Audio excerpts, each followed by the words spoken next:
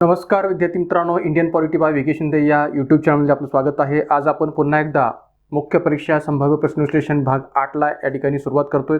तर या आधीच्या संबंध 7 भागामध्ये आपण अनेक प्रकारच्या घटकांच्या अनुषंगाने अनेक प्रकारच्या प्रश्नांचं विश्लेषण जे काही ते घडून आणलेलं आहे. या आधीच्या भागामध्ये मी राज्य सचिवालय, मुख्य सचिव, राज्य संचालनालय या अर्थाने असणारे जे काही प्रश्न आहेत ते काही प्रमाणात स्पष्ट केलेले होते.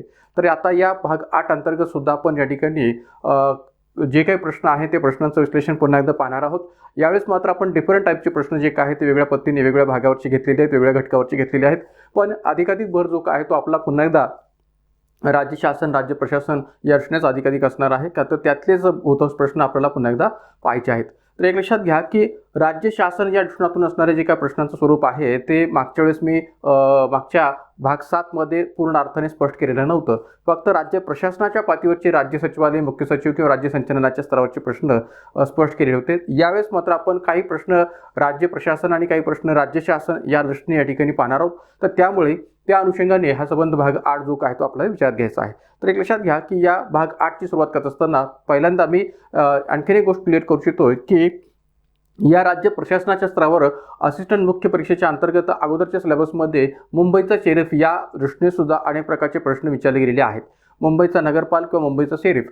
तर मात्र जे काही सुधारित अभ्यासक्रम गट ब गट क चा मुख्य परीक्षेचा आता आलेला आहे त्यामध्ये मुंबईचा शेरीफ या पदाचा विचार जो काय तो केला गेलेला नाही किंवा ना या ठिकाणी राज्य सचिवालय, मुख्य सचिव, संचालनालय यांच्याही बाबतचा उल्लेख पाहायला मिळत नाही. पण जे काही या ठिकाणी मुख्य टायटल दिलेले आहेत किंवा शीर्षक दिलेले आहेत या सिलेबसच्या अनुषंगाने सुधारित अभ्यासक्रमामध्ये त्यामध्ये राज्य शासन प्रशासनाच्या स्तरावर या संबंध घटकांचा विचार करणं अपेक्षित आहे. म्हणून या ठिकाणी हा संबंध भाग जो काय तो आपण पाहत आहोत. तर एक लक्षात घ्या की या ठिकाणी मुंबईचा शेरीफ याही अनुषंगाने जर प्रश्न विचारले गेले तर आपल्याला त्याची माहिती असावी. या अर्थाने काही प्रश्न त्याही टॉपिकवरचे आपण या भाग 8 मध्ये पाहणार आहोत. तर सुरू करूया आजच्या भाग 8ला. माझा पहिला प्रश्न मी इथं दिलेला आहे तो पुन्हा एकदा एक सचिवालय आणि संचालनालयातल्या फरकाच्या दृष्टीने. जसं मी मागच्याही लेक्चरमध्ये म्हटलं होतं की सचिवालय आणि संचालनालय यातल्या फरक या दृष्टीने सुद्धा आयोगाने प्रश्न विचारलेले आहेत. जसा आता हा प्रश्न आयोगाने राज्यसेवा मुख्य 2018 मध्ये विचारलेला होता.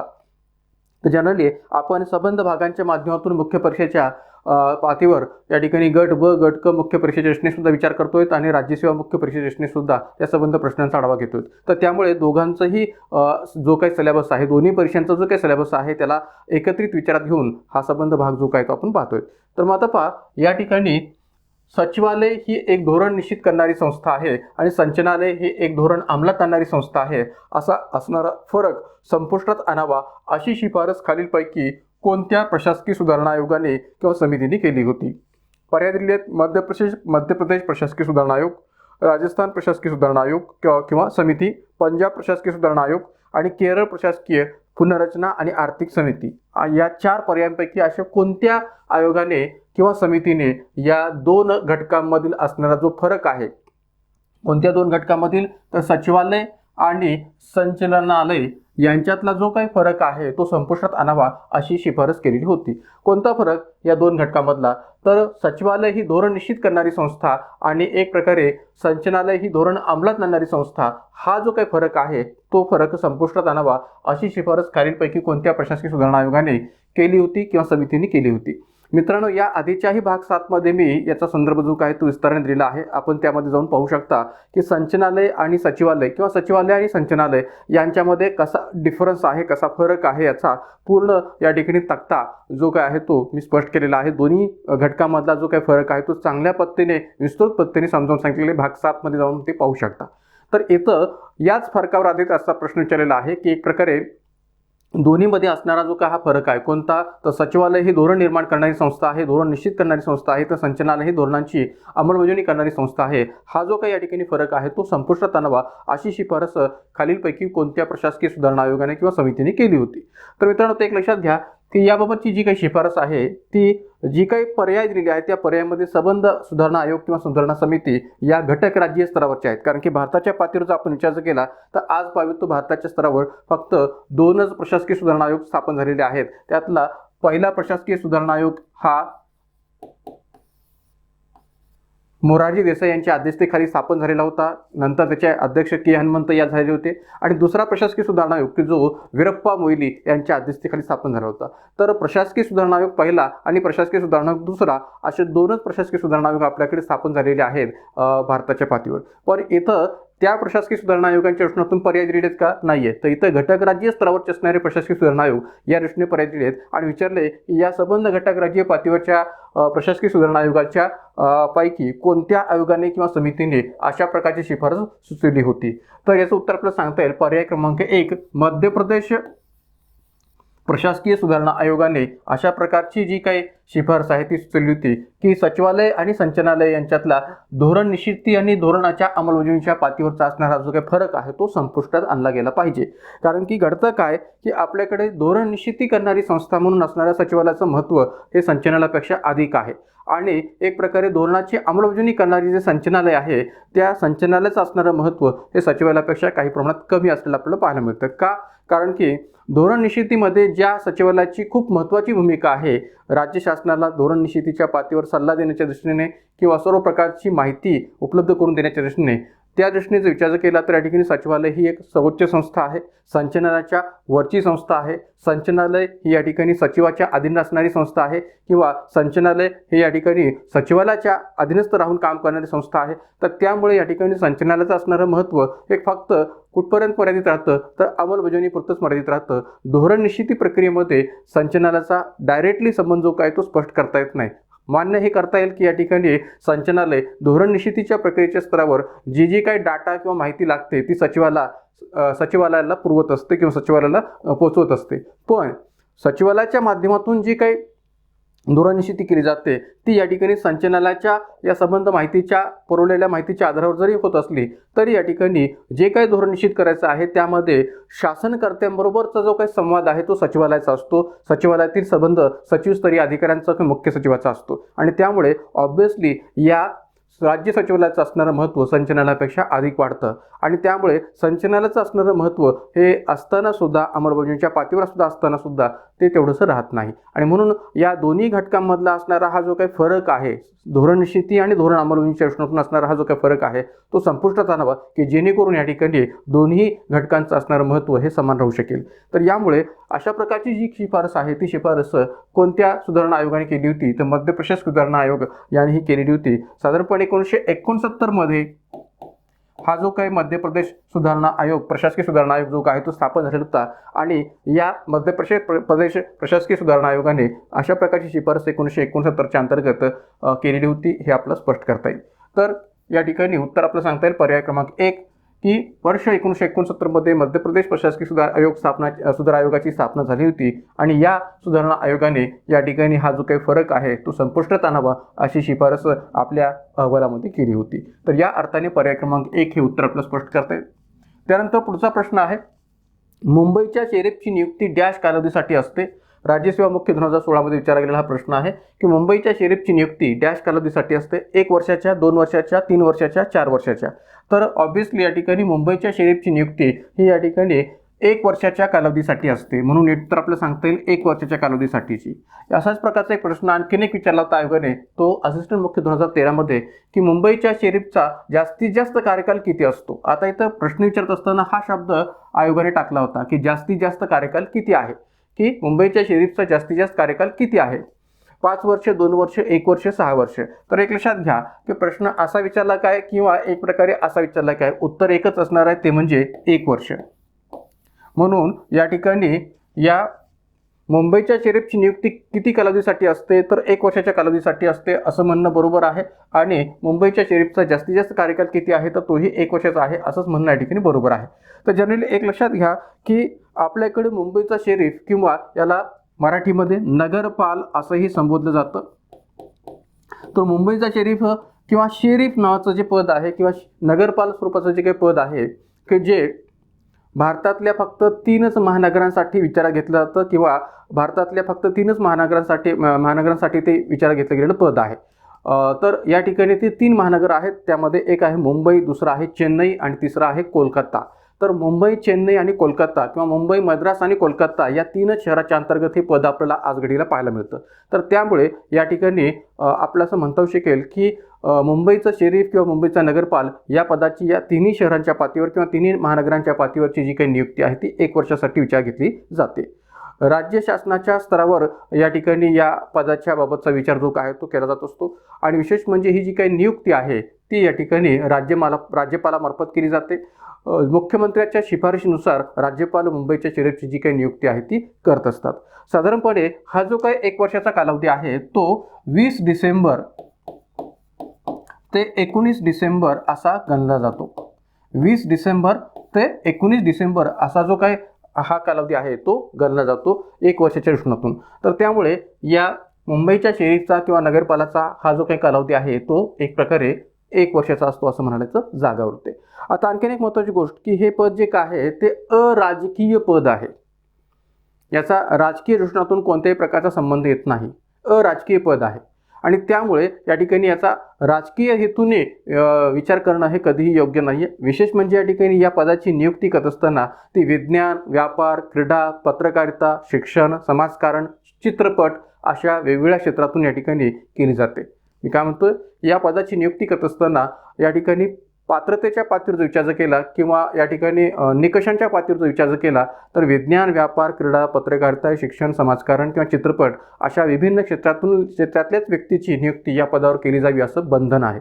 तर त्यामुळे या ठिकाणी या मुंबईच्या शरीफ पदाचा जर विचार जर केला तर या पदाच्या दृष्टीने हा कार्यकाळ जो काय तो 1 वर्षाचा असतो हे आपल्याला स्पष्ट करता येईल. माधपा मुंबईचे शरीफ किंवा नगरपाल यांची नियुक्ती महाराष्ट्राचे राज्यपाल मुख्यमंत्री यांच्या शिफारशीनुसार करतात. ही नियुक्ती करताना तो व्यक्ती विज्ञान, व्यापार, क्रीडा, पत्रकारिता, शिक्षण, चित्रपट, समाजकारण अशा विविध क्षेत्रांपैकीच असावा असे बंधन आहे. म्हणजे या क्षेत्रापैकीच असला पाहिजे असं बंधन या ठिकाणी या पदाच्या बाबतीत स्पष्ट केलं गेलेलं आहे. इतर क्षेत्रातला कोणताही व्यक्ती या पदावर या ठिकाणी विचार घेतला जात नाही, तर फक्त विज्ञान, व्यापार, क्रीडा, पत्रकारिता, शिक्षण, चित्रपट आणि समाजकारण अशा विविध क्षेत्रांपैकीच तो असावा असं बंधन आहे. आता ऑब्व्हियसली मुंबईमध्ये एक प्रकारे चित्रपट क्षेत्राचा किंवा चित्रपट उद्योगाचा प्रभाव आहे आणि त्यामुळे चित्रपट क्षेत्रातल्या अनेक गणमान्य व्यक्ती किंवा अनेक अभिनेते आपल्या या मुंबईच्या शरीफपदी विराजमान झालेले आपल्याला पाहायला मिळतील. तर एक प्रकारे या ठिकाणी चित्रपट क्षेत्रातून सुद्धा अनेक व्यक्तींची नियुक्ती या शरीफपदी केली गेलेली आपल्याला पाहायला मिळते मुंबईच्या शरीफच्या पदावर. त्यानंतर भारतामध्ये फक्त मुंबई, चेन्नई आणि कोलकाता किंवा मुंबई, मद्रास आणि कोलकाता या तीनच महानगरांसाठी राज्य सरकार शरीफची नेमणूक जी काय ती करते. त्या घटक राज्यातलं राज्य सरकार. कार्यकालाचा विचार जर केला तर या पदाचा कार्यकाल जो काय आहे तो या ठिकाणी 1 वर्षाचा आहे आणि 20 डिसेंबर ते 19 डिसेंबरपर्यंत तो असतो हेही इथं आपलं स्पष्ट करता येईल. पुढचा प्रश्न, मुंबईच्या शरीफच्या कार्यालयाची स्थापना डॅश कायद्याद्वारे झाली आहे. मुंबईच्या शरीफच्या कार्यालयाची स्थापना डॅश कायद्याद्वारे झालेली आहे. माधपा letters patent act 1823, letters patent act 1830, letters Mumbai act 1823 यापैकी नाही. तर मुंबईच्या शरीफच्या कार्यालयाची स्थापना डॅश कायद्याद्वारे झालेली आहे. आता मुळात एक लक्षात घ्या की हे पद जे काय आहे ते काही एक प्रकारे स्वतंत्रोत्तर भारतामध्ये निर्माण केलं गेलेलं पद आहे अशातला भाग नाही. हे ब्रिटिशकालीन कालखंडात सुद्धा पद अस्तित्वात होतं. मात्र या ठिकाणी जरी ते ब्रिटिशकालीन कालखंडामध्ये अस्तित्वात असलं तरी ते आजही आपल्याकडे विचार घेतला तर हेही इथं लक्षात ठेवण्याची गरज आहे. म्हणजे याचा इतिहास किंवा या पदाची पार्श्वभूमी ही ब्रिटिश कालखंडाशी जरी जोडली जात असली तरी या ठिकाणी या पदाचा विचार आजही आपल्याकडे या 3 महानगरांच्या स्तरावर केला जातो हे इथं आपण स्वीकारायला काही हरकत नाही. मग आता कोणत्या कायद्याखाली या पदाची स्थापना जी काय ती केली गेलेली आहे किंवा याच्या कार्यालयाची स्थापना जी काय ती केली जाते तर ते कायदा आहे लेटर्स पेटंट ॲक्ट 1823. ब्रिटिश कालखंडामध्ये लेटर्स पेटंट ॲक्ट 1823 या कायद्याच्या माध्यमातून या पदाचा आणि या पदाशी संबंधित असणाऱ्या कार्यालयाच्या स्थापनेचा विचार जो काय तो पुढे आला. आणि विशेष म्हणजे शरीफ हे पद उच्च न्यायालयाच्या अनेक आदेशांची अंमलबजावणी करणारं पद आहे. मी पुन्हा एकदा सांगतोय पहा की शरीफ हे पद उच्च न्यायालयाच्या अनेक आदेशांची अंमलबजावणी करणारं पद आहे आणि म्हणून या ठिकाणी एक प्रकारे याचा संबंध लेटर्स पेटंट ॲक्ट 1823 याच्या बरोबरच या ठिकाणी मुंबई उच्च न्यायालयाच्या नियमावलीच्या रचनातून सुद्धा सांगता येतो. कारण की या पदाचं जे काही कामकाज आहे ते लेटर्स पेटंट ॲक्ट 1823 बरोबरच मुंबई उच्च न्यायालयाच्या नियमावलीनुसार सुद्धा चालतं आणि म्हणून या ठिकाणी एक प्रकारे या पदाच्या कार्यालयाची स्थापना ही लेटर्स पेटंट ॲक्ट 1823च्या माध्यमातून झालेली आहे असं म्हणायला आपल्याला जागा होते. तर या ठिकाणी पर्याय क्रमांक 1 हे उत्तर आपल्याला स्पष्ट करता येईल. मग आता पहा, मुंबईचे नगरपाल किंवा शेरीफ कार्यालयाची स्थापना लेटर्स पेटंट ॲक्ट 1823 नुसार झालेली आहे. मुंबईचे शेरीफ कार्यालयाचे कामकाज जे काही या संबंध पदाचं किंवा कार्यालयाचं जे कामकाज आहे ते कामकाज लेटर्स पेटंट ॲक्ट 1823 अनुसार तसेच माननीय उच्च न्यायालय मुंबई मूळ शाखा नियम व नगर दिवाणी व सत्र न्यायालय नियमानुसार चालते. मी जसं आत्ता म्हटलं की एक प्रकारे हे उच्च न्यायालयाच्या अनेक आदेशांची अंमलबजावणी करणारं पद आहे. या कारणामुळे या ठिकाणी या पदाशी संबंधित कार्यालयाचं कामकाज जे काय आहे ते लेटर्स पेटंट ॲक्ट 1823 बरोबरच या ठिकाणी उच्च न्यायालय मुंबई नियम व नगर दिवाणी व सत्र न्यायालय नियमानुसार सुद्धा चालते. हेही आपण लक्षात ठेवण्याची गरज आहे, का तर हे पद अनेक प्रकारच्या उच्च न्यायालयाच्या आदेशांची अंमलबजावणी घडवून आणतं म्हणून. त्यानंतर मुंबईचे शेरीफ यांच्या बाबतीत खालीलपैकी कोणते विधान बरोबर नाही. म्हणजे मुंबईच्या शेरीफ यांच्या बाबतीत खालीलपैकी कोणते विधान बरोबर नाही याचा अर्थ काय, तर एक प्रकारे हे कोणतं विधान चूक आहे हे शोधायचं आहे. मग आता पहा, त्यांच्या पदाचा कालावधी 1 वर्षाचा आहे. ऑब्व्हियसली हे विधान बरोबर आहे. असिस्टंट मुख्य 2015 मध्ये विचारला गेलेला प्रश्न होता. त्यांच्या पदाचा कालावधी 1 वर्षाचा आहे, बरोबर आहे विधान. पदनाम श्रेणीमध्ये त्यांचे स्थान केवळ महापौरांच्या खालोखाल आहे, हेही विधान बरोबर आहे. कारण की मुंबईच्या शेरीफ पदाचं जे काही पदनाम श्रेणीनुसार स्थान आहे ते मुंबई महापौर पदाच्या खालोखाल आहे. हे मुंबई महापौर पदाच्या खालोखाल येणारं पद आहे आणि विशेष म्हणजे महापौरांच्या माध्यमातून सुद्धा जे काही जबाबदाऱ्या जर दिल्या असतील तर त्या दृष्टीने सुद्धा या पदाला जी काही भूमिका आहे ती पार पाडावी लागते. किंबहुना महापौर पदाला अनेक प्रकारच्या कार्यामध्ये हे पद जे काय आहे त्या ठिकाणी मदत करत असतं. मित्रांनो, एक लक्षात घ्या की मुंबईचं शेरीफ हे पद मराठीमध्ये ज्याला या ठिकाणी नगरपाल असं म्हटलं जातं, तर हे जे काही पद आहे ते अनेक पातळीवर कसं महत्त्वाचं आहे याचा एक थोडक्यासा या ठिकाणी संदर्भ जो काय तुम्ही इथं देतोय की ज्या वेळेस आपल्याकडे परदेशी पाहुणे हे मुंबईमध्ये येतात तर त्यावेळेस त्या संबंध परदेशी पाहुण्यांचं, मग ते परदेशी पाहुणे या ठिकाणी दुसऱ्या एखाद्या देशाचे प्रधानमंत्री असतील, राष्ट्राध्यक्ष असतील, जेव्हा ते मुंबईमध्ये दाखल होतात तेव्हा त्या परदेशी पाहुण्यांचं एक प्रकारे स्वागत करण्याच्या दृष्टिकोनातून जो मान आहे तो या ठिकाणी मुंबईच्या या शेरीफ पदाला प्राप्त होत असतो. तर त्यांचं पुष्पगुच्छ देऊन या ठिकाणी स्वागत करणं ही जबाबदारी या शेरीफ पदाला पार पाडावी लागते. किंबहुना भारताचे पंतप्रधान असतील किंवा भारताची इतर कोण वरिष्ठ स्तरावरची राजकीय व्यक्ती असतील, राष्ट्रपती असतील, तर अशा पातळीवरच्या व्यक्ती जेव्हा मुंबईमध्ये येत असतात तेव्हा या ठिकाणी त्यांचा स्वागत करण्याचा जे काही जबाबदारी आहे ती या मुंबईच्या शेरीफ पदाला पार पाडावी लागत असते. त्याचबरोबर ते विभिन्न प्रकारच्या समित्यांवर सुद्धा सदस्य म्हणून या ठिकाणी जबाबदारी पार पडत असतात. तर त्यामुळे या पदाची असणारी जी जबाबदारी आहे ती वेगवेगळ्या पातळीवरची आहे, डिफरंट टाईपची आहे, हे मान्य करायला काही हरकत नाही. आणि विशेष म्हणजे या ठिकाणी हे अराजकीय पद आहे. तर या ठिकाणी महापौरांच्या खालोखाल आहे हे म्हणणं सुद्धा बरोबर आहे. हे पद भारतामध्ये केवळ मुंबई, मद्रास किंवा चेन्नई या शहरासाठीच आहे, तर या ठिकाणी हे विधान चुकीचं आहे. का तर मी आत्ता म्हटल्याप्रमाणे की हे पद भारतामध्ये मुंबई, मद्रास आणि त्याचबरोबर या ठिकाणी कोलकाता या 3 महानगरांसाठीच आहे असं म्हणणं बरोबर आहे. या ठिकाणी कोलकाता याचा जो काही संदर्भ आहे तो दिलेला नसल्यामुळे हे विधान चुकीचं आहे. स्वातंत्र्य प्राप्तीनंतर मुंबईचे पहिले शेरीफ महादेव लक्ष्मण डहाणूकर हे होते. तर या ठिकाणी आपल्याला आता एक्झॅक्टली याची माहिती असेल तरच तुम्ही या ठिकाणी याचं उत्तर जे काय ते योग्य पद्धतीने लिहू शकता किंवा या पर्यायाला चूक किंवा बरोबर ठरवू शकता. तर एक लक्षात घ्या की स्वातंत्र्य प्राप्तीनंतर असं म्हटलेलं आहे, असं नाही म्हटलेलं की या ठिकाणी मुंबईचे पहिले शेरीफ कोण होते असं या ठिकाणी म्हटलेलं नाही. म्हटलंय काय तर एक प्रकारे स्वातंत्र्य प्राप्तीनंतर मुंबईचे पहिले शेरीफ महादेव लक्ष्मण डहाणूकर हे होते स्वातंत्र्य प्राप्तीनंतर. तर ऑब्व्हियसली हे विधान बरोबर आहे, कारण की 1948ला स्वातंत्र्य प्राप्तीनंतर मुंबईचे शेरीफ म्हणून या ठिकाणी महादेव लक्ष्मण डहाणूकर हे होते हे मान्य करता येऊ शकेल. तर त्यामुळे या ठिकाणी 1, 2, 4 हे पर्याय बरोबर आहेत, मात्र 3 पर्याय जो काय तो चुकीचा आहे. का तर कोलकाता या शहराचा उल्लेख या ठिकाणी केलेला नसल्यामुळे, म्हणून उत्तर आपल्याला सांगता येईल पर्याय क्रमांक 3.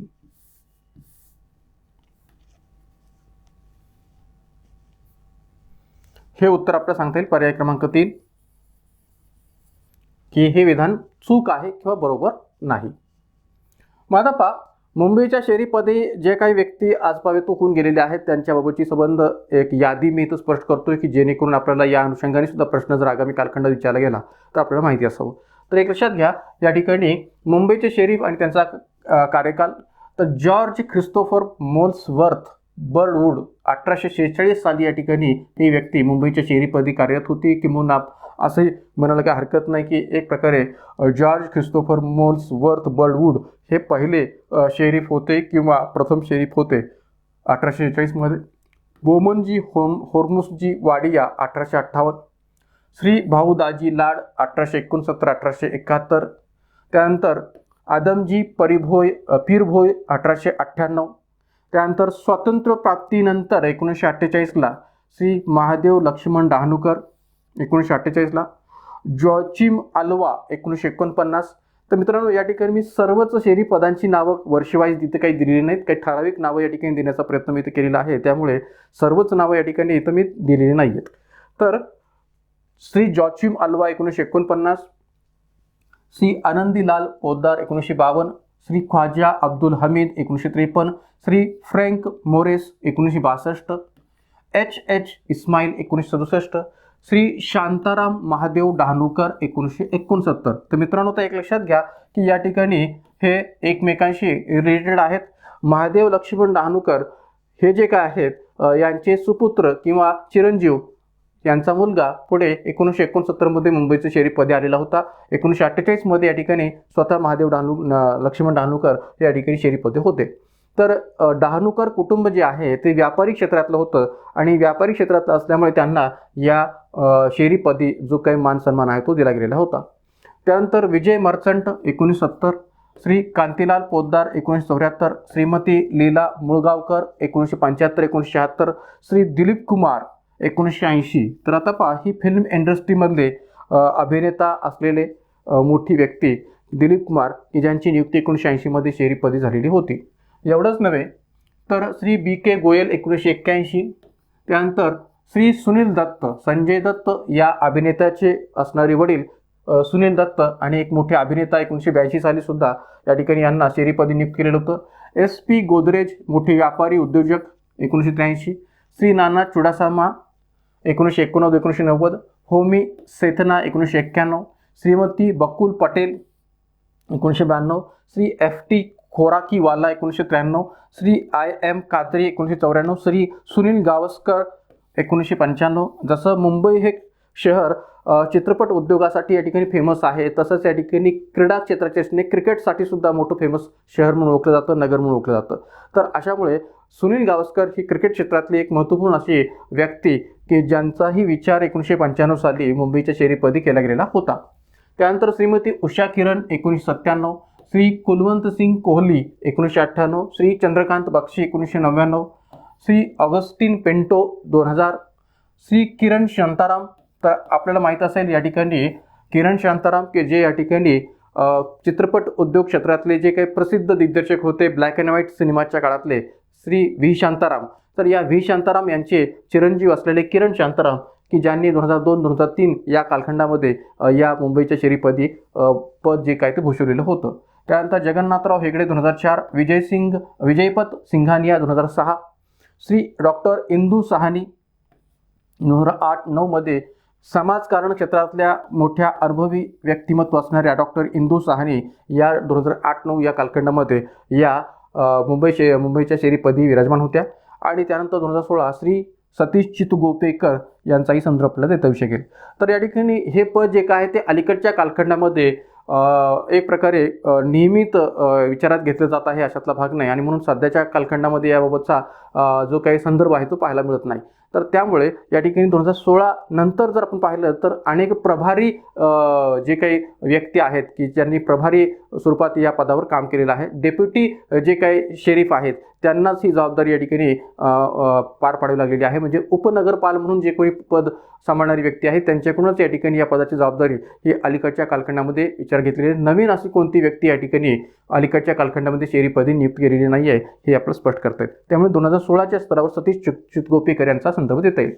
तर अशा पद्धतीने या जसं मी मागाशी म्हटल्याप्रमाणे की विज्ञान, व्यापार, क्रीडा, पत्रकारिता, शिक्षण, समाजकारण, चित्रपट अशा वेगवेगळ्या क्षेत्रातल्या अनेक गणमान्य व्यक्तींचा या शेरीपदी या ठिकाणी नियुक्तीचा विचार झालेला आहे. मित्रांनो, पुढे जाण्याच्या आधी एक छोटासा ब्रेक घेऊया आणि आपल्या या ब्रेकच्या माध्यमातून आपल्या ॲपद्वारे ज्या काही विभिन्न बॅचेस आपल्या चालू आहेत त्याच्याविषयी थोडक्यात माहिती घेऊया. तर आपली 2024च्या गट ब, गट क च्या दृष्टिकोनातून असणारी जी काही संयुक्त गट ब, गट क पूर्व परीक्षा बॅच जी आहे ती सध्या आपल्या ॲपवर सुरू आहे. एकंदरीत 50% डिस्काउंटसह या बॅचची फीस आहे फक्त 1000 रुपये. संपूर्ण जो काही पूर्व परीक्षेचा सिलेबस आहे गट ब, गट क चे यामध्ये कव्हर केलेला आहे. एकूण 40+ व्हिडिओचा हा भाग आहे, प्लस नोट्स पण याच्यामध्ये आपल्याला अवेलेबल होतील. वॉच टाईम 3 पट आहे, व्हॅलिडिटी आहे 6 महिने. तर फक्त 1000 रुपयाच्या फीसमध्ये पॉलिटीचा किंवा राज्यव्यवस्थेचा संपूर्ण सिलेबस आपण संयुक्त गट ब, गट क च्या पूर्व परीक्षेच्या दृष्टिकोनातून अभ्यासू शकता 2024च्या आगामी परीक्षेच्या दृष्टीने. त्याचबरोबर जी काही या ठिकाणी सप्टेंबर 2023मध्ये आपली गट ब, गट क मुख्य परीक्षा होणार आहे त्याही अनुषंगाने आपला राज्यव्यवस्था गट ब, गट क मुख्य परीक्षेचा जो काही बॅच आहे ती सध्या सुरू आहे. तर 1200 रुपयाच्या फीसमध्ये ही संपूर्ण बॅच आपल्याला प्राप्त होऊ शकते. मुख्य परीक्षेच्या सुधारित अभ्यासक्रमानुसार ही बॅच आहे. अभ्यासक्रमाव्यतिरिक्त इतरही अनेक घटकांची माहिती या बॅचमध्ये आपल्याला दिलेली आहे. जसं मी आत्ता म्हटल्याप्रमाणे की अनेक कंटेंट आपल्या मुख्य परीक्षेच्या सुधारित अभ्यासक्रमामध्ये नमूद नाही आहेत, पण त्याच्यावरही प्रश्न विचारले जाऊ शकतात अशा अनेक घटकांचाही समावेश या सिलेबसमध्ये मी केलेला आहे.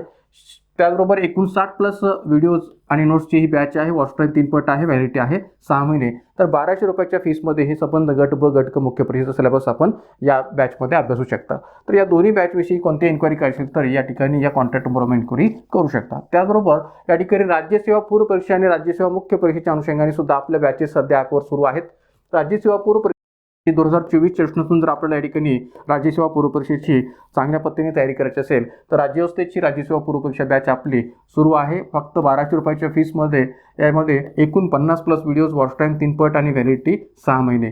तर पूर्ण राज्यसेवा पूर्व परीक्षेचा जो सिलेबस आहे त्याच्यामध्ये कव्हर केलेला आहे. त्याचबरोबर राज्यसेवा या दृष्टीकोनातून जी काही मुख्य परीक्षेची बॅच आहे ती पण आपली सध्या सुरू आहे. राज्यव्यवस्था GS2 पार्ट 1ची ही जी काही बॅच आहे, स्पेशल बॅच की जी फक्त 1300 रुपयाच्या फीसमध्ये सध्या आपल्या ॲपवर सुरू आहे. GS2 पार्ट 1च्या अंतर्गत जे घटक आपण याच्यामध्ये विचार घेतलेले आहेत ते या प्रकारचे घटक आहेत. मी याच्या आधीच्याही वेगवेगळ्या लेक्चरमध्ये स्पष्ट केलेलं आहे की आपल्या GS2मध्ये पार्ट 1, पार्ट 2 असा काही विभागणी नाही आहे, पण अभ्यासाच्या सोयीच्या दृष्टीने आणि विद्यार्थ्यांच्या मागणीस्तव अशा प्रकारचे पार्ट 1, पार्ट 2 असे 2 पार्ट आपण या बॅचचे केलेले आहेत. तर एक प्रकारे या 1300 रुपयाच्या फीसमध्ये आपण या ठिकाणी पार्ट 1चा जो सिलेबस आहे तो कव्हर करू शकता. GS2च्या पार्ट 1मध्ये या ठिकाणी हे घटक अभ्यासता येतील: भारताचे संविधान, भारतीय संघ राज्यव्यवस्था, भारतीय प्रशासनाचा उगम, राज्य शासन व प्रशासन, ग्रामीण आणि नागरी स्थानिक स्वराज्य संस्था, जिल्हा प्रशासन, पक्ष आणि हितसंबंधी गट आणि निवडणूक प्रक्रिया. तर असे हे 8 घटक जे आहेत की जे या ठिकाणी या पार्ट 1च्या सिलेबसमध्ये आपल्याला अवेलेबल होतील. एकूण 80+ videos plus notes, watch time 3 पट आणि व्हॅलिडिटी आहे 8 महिने. तर अशा पद्धतीने या ठिकाणी ही 1300 रुपयाच्या फीसमध्ये असणारी राज्यसेवा मुख्य परीक्षा GS2ची जी काही पार्ट 1ची बॅच आहे ती आपल्याला अवेलेबल आहे आपल्या ॲपवर. ही बॅच सुरू झालेली आहे. ही पण बॅच या ठिकाणी सुरू झालेली आहे. तर एक प्रकारे याबाबतच्या कोणतीही इन्क्वायरी करायची असेल तर या कॉन्टॅक्ट नंबरवर आपण इन्क्वायरी करू शकता. किंवा आपली राज्यसेवा मुख्य परीक्षेची GS2 पार्ट 2ची पण बॅच आपली स्पेशल बॅच म्हणून या ठिकाणी सुरू आहे. पण यामध्ये फक्त नवीन घटकांचाच आपण समावेश केलेला आहे. जे फक्त नवीन घटक आपल्याकडे जुलै 2020मध्ये GS2च्या अंतर्गत नव्याने सुधारित पद्धतीने समाविष्ट केलेले आहेत. तर या नवीन घटकांच्या अंतर्गत आपण भारतीय प्रशासनाचा उगम हा टॉपिक अभ्यासू शकता. प्रशासकीय कायदा, काही सुसंबद्ध कायद्यामध्ये नवीन कायदे समाविष्ट केलेले आहेत. कृषी प्रशासन आणि ग्रामीण अर्थव्यवस्था, घटनात्मक आणि वैधानिक संस्था, लोक प्रशासनातील संकल्पना, दृष्टिकोन आणि सिद्धांत आणि सार्वजनिक धोरण. तर हे संबंध 7 घटक जे आहेत की जे आपण या GS2 पार्ट 2 स्पेशल बॅचमध्ये अभ्यासू शकता आणि याची फीस आहे फक्त 1200 रुपये.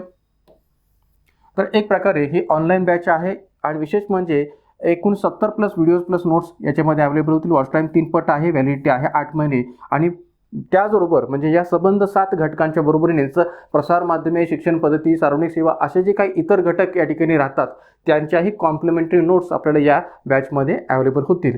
तर एकंदरीत 1200 रुपयाच्या या फीसमध्ये हा संबंध भाग जो काय तो GS2 पार्ट 2 स्पेशल बॅचच्या बेसिसवर आपल्याला अभ्यासता येऊ शकेल. ही बॅच 15 जुलैपर्यंत या ठिकाणी स्टार्ट होणार आहे. तर एक लक्षात घ्या, या ठिकाणी एक प्रकारे ही जी काही बॅच आहे ती जर आपल्याला परचेस करायची असेल तर निश्चितपणाने आपण या संबंध जी काही बॅचची एन्क्वायरी आहे ती या कॉन्टॅक्ट नंबरवर करू शकता. त्याचबरोबर ज्यांना कोणाला या ठिकाणी व्हिडिओज बेसिसवर बॅच नको आहे, फक्त PDF नोट्सच्या बेसिसवर बॅच हवी आहे, तर त्यांच्याकरता PDF नोट्स बॅच पण आपल्याकडे अवेलेबल आहेत. कारण की बहुतांश विद्यार्थ्यांचं असंही म्हणणं आहे की आम्हाला व्हिडिओज बेसिसवर बॅच नको आहे, फक्त या ठिकाणी नोट्स हवे आहेत. तर त्या नोट्सच्या बाबतीतसुद्धा आपली बॅच अवेलेबल आहे. तर आपल्या ॲपवर गट ब गट क मुख्य परीक्षेच्या अनुषंगाने असणारी जी काही PDF नोट्स बॅच आहे ती अवेलेबल आहे. फक्त 540 रुपयांच्या फीसमध्ये या ठिकाणी ही बॅच सुधारित अभ्यासक्रमांच्या सर्व नोट्सच्या बेसिसवर अवेलेबल आहे. एकूण 40+ PDF फाईल्स, घटकनिहाय प्रश्न विश्लेषणाच्या नोट्स पण याच्यामध्ये प्राप्त होतील आणि PDF डाउनलोड करून आपल्याला प्रिंट पण काढता येऊ शकेल. त्याचबरोबर GS2ची सुद्धा संपूर्ण जी काही पेपरची बॅच आहे ती सुद्धा त्याची बॅच आपल्याला PDF नोट्स बेसिसवर आपल्याला अवेलेबल होईल.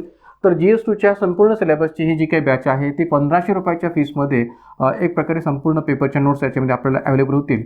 तर एकूण 100+ PDF फाईल्सच्या बेसिसवर असणारी ही बॅच आहे. सुधारित अभ्यासक्रमाप्रमाणेच या नोट्स आहेत. PDF डाउनलोड करून याची प्रिंट आपल्याला काढता येऊ शकेल. तर याही बाबतची कोणतीही इन्क्वायरी असेल तर या कॉन्टॅक्ट नंबर आपण त्याची इन्क्वायरी करू शकता. जाऊया पुढच्या प्रश्नाकडे. सार्वजनिक उपक्रम समितीद्वारे वापरले जाणारे माहितीचे स्रोत कोणते? सार्वजनिक उपक्रम समितीद्वारे वापरले जाणारे माहितीचे स्रोत कोणते? मंत्रालयाकडून सादर प्राथमिक आणि सविस्तर माहिती, अशासकीय संघटनांमार्फत सादर अभ्यास, उपक्रमाच्या अधिकाऱ्यांद्वारे मिळालेले पुरावे, लेखापरीक्षण अहवाल. पर्याय 1 A, C आणि D, पर्याय 2 A आणि D, पर्याय 3 A, B आणि D, पर्याय 4 A, B, C आणि D. तर मित्रांनो, आता हा जो प्रश्न आहे तो सार्वजनिक उपक्रम समितीच्या बाबतचा विचारलेला आहे आणि आपल्याला माहीत असेल की या ठिकाणी सार्वजनिक उपक्रम समिती की जी आर्थिक समित्यामध्ये एक महत्त्वपूर्ण असणारी समिती आहे. जसं सार्वजनिक लेखा समिती आहे तसंच सार्वजनिक उपक्रम समितीचं सुद्धा स्वरूप आपल्याला सांगता येऊ शकेल. 22 सदस्यसंख्या असणारी ही सार्वजनिक उपक्रम समिती आपल्याला संसदीय स्तरावर पाहायला मिळते. त्याचबरोबर अंदाज समिती ही पण एक आर्थिक समिती आपल्याला पाहायला मिळते. तर सार्वजनिक उपक्रम समितीची जी भूमिका आहे ती भारतातल्या संबंध सार्वजनिक उपक्रमांच्या रचनातून असणारी ही भूमिका आहे. मग हे उपक्रम किंवा हे उद्योग केंद्र सरकारचे असोत अथवा घटक राज्य स्तरावर असणाऱ्या पातळीवरचे असणारे असोत. तर अशा या संबंध सार्वजनिक उद्योग किंवा सार्वजनिक उपक्रम किंवा सार्वजनिक उपक्रमामध्ये मोडणारे जे काही वेगळे घटक आहेत त्यांच्या अनुषंगाने तपासणी करणारी आणि त्याबाबत या ठिकाणी सर्व प्रकारचा अहवाल तपासणारी या ठिकाणी समिती असते. तर या सार्वजनिक उपक्रम समितीला हे संबंध या ठिकाणी अहवाल तपासत असताना माहितीचे स्रोत म्हणून कोणकोणत्या घटकांचा विचार करता येऊ शकतो अशा अनुषंगाने या ठिकाणी हा प्रश्न विचारलेला आहे की सार्वजनिक उपक्रम समितीद्वारे जे काही कामकाज होत असतं ते कामकाज होत असताना त्या समितीद्वारे वापरले जाणारे माहितीचे स्रोत कोणते आहेत, सोर्स कोणते आहेत, हा प्रश्न आहे. तर मंत्रालयाकडून सादर प्राथमिक व सविस्तर माहिती ऑब्व्हियसली हा सोर्स मान्य करता येऊ शकेल, कारण की मंत्रालयाकडून संबंधित सार्वजनिक उपक्रमाविषयीची माहिती किंवा अहवाल जर सादर होत असेल तर तो माहितीचा स्रोत म्हणून या ठिकाणी या समितीकडून वापरणं साहजिक आहे. त्यानंतर अशासकीय संघटनांमार्फत सादर अभ्यास. तर अनेक प्रकारच्या अशासकीय संघटना सुद्धा आहेत की ज्यांच्या थ्रू आपल्याकडे वेगवेगळ्या प्रकारचं संशोधन केलं जातं सार्वजनिक उद्योगांच्या अनुषंगाने. तर अशा या अशासकीय संघटनांच्याही बाबतचा जो काही अभ्यास आहे तो सार्वजनिक उपक्रम समितीला भारतातल्या संबंध सार्वजनिक उद्योग आणि उपक्रमांच्या अहवालाच्या दृष्टीने किंवा त्यांच्या कामकाजाच्या दृष्टीने उपयोगाचा ठरतो. म्हणून या ठिकाणी अशासकीय संघटनांमार्फत असणारा सादर अभ्याससुद्धा यांच्याकडून केला जातो, या समितीद्वारे केला जातो माहितीचा स्रोत या अर्थाने. उपक्रमाच्या अधिकाऱ्यांद्वारे मिळालेले पुरावे. तर ऑब्व्हियसली जे काही उपक्रम आपल्याकडे आहेत की ज्या उपक्रमांच्या प्रमुखपदी जे अधिकारी नेमलेले आहेत की जे IAS दर्जाचे असतात, अशा अधिकाऱ्यांच्या माध्यमातून जे काही माहिती प्राप्त होईल, जे काही पुरावे सादर केले जातील तर त्याचाही स्रोत म्हणून या ठिकाणी सार्वजनिक उपक्रम समितीच्या माध्यमातून विचार होत असतो. तर त्यामुळे तिसराही पर्याय बरोबर आहे.